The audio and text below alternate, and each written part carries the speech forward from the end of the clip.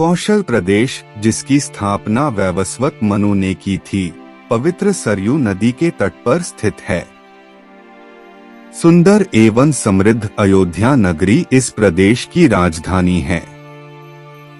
वैवस्वत मनु के वंश में अनेक शूरवीर, पराक्रमी, प्रतिभाशाली तथा यशस्वी राजा हुए, जिनमें से राजा दशरथ भी एक थे।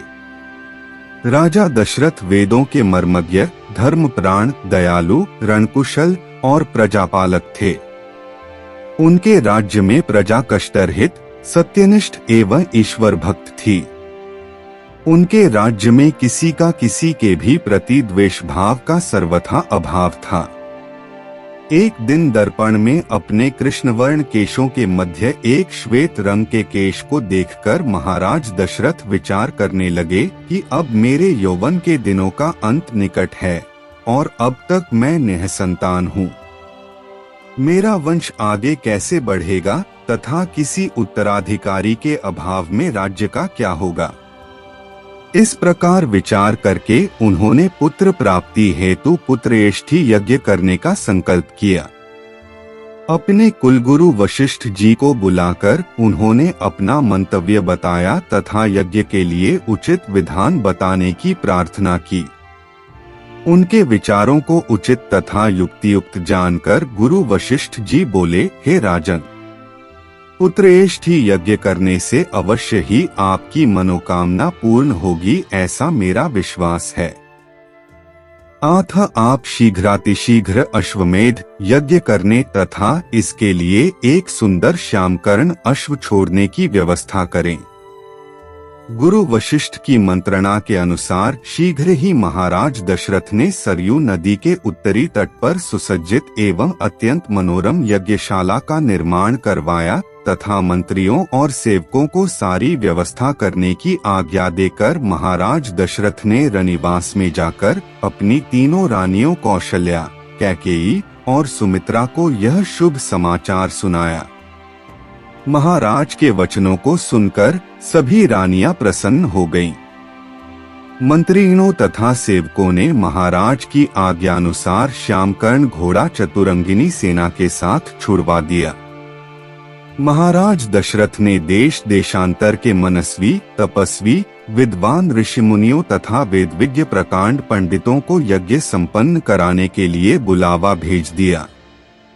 निश्चित समय आने पर समस्त अभ्यागतों के साथ महाराज दशरथ अपने गुरु वशिष्ठ जी तथा अपने परम मित्र अंग देश के अधिपति लोकपाद के जामातारिंग ऋषि को लेकर यज्ञ मंडप में पधारे। इस प्रकार महान यज्ञ का विधिवत शुभारंभ किया गया। संपूर्ण वातावरण वेदों की ऋचाओं के उच्च स्वर में पाठ से गूंजने तथा समिधा की सुगंध से महकने लगा। समस्त पंडितों, ब्राह्मणों, ऋषियों आदि को यथोचित धन धान्य, गौ आदि भेंट करके सादर विदा करने के साथ यज्ञ की समाप्ति हुई। राजा दशरथ ने यज्ञ के प्रसाद चरा को अपने महल में ले जाकर अपनी तीनों रानियों में वितरित कर दिया। प्रसाद ग्रहण करने के परिणाम स्वरूप परमपिता परमात्मा की कृपा से तीनों रानियों ने गर्भधारण किया। जब चैत्र मास के शुक्ल पक्ष की नवमी तिथि को पुनर्वसु नक्षत्र में सूर्य, मंगल, शनि, बृहस्पति तथा शुक्र अपने अपने उच्च स्थानों में विराजमान थे, कर्क लग्न का उदय होते ही महाराज दशरथ की बड़ी रानी कौशल्या के गर्भ से एक शिशु का जन्म हुआ, जो कि श्यामवर्ण, अत्यंत तेजोमय, परम कांतिवान तथा अद्भुत सौंदर्यशाली था। उस शिशु को देखने वाले ठगे से रह जाते थे। इसके पश्चात शुभ नक्षत्रों और शुभ घड़ी में महारानी कैकेयी के एक तथा तीसरी रानी सुमित्रा के 2 तेजस्वी पुत्रों का जन्म हुआ। संपूर्ण राज्य में आनंद मनाया जाने लगा। महाराज के 4 पुत्रों के जन्म के उल्लास में गंधर्व गान करने लगे और अप्सराएं नृत्य करने लगीं।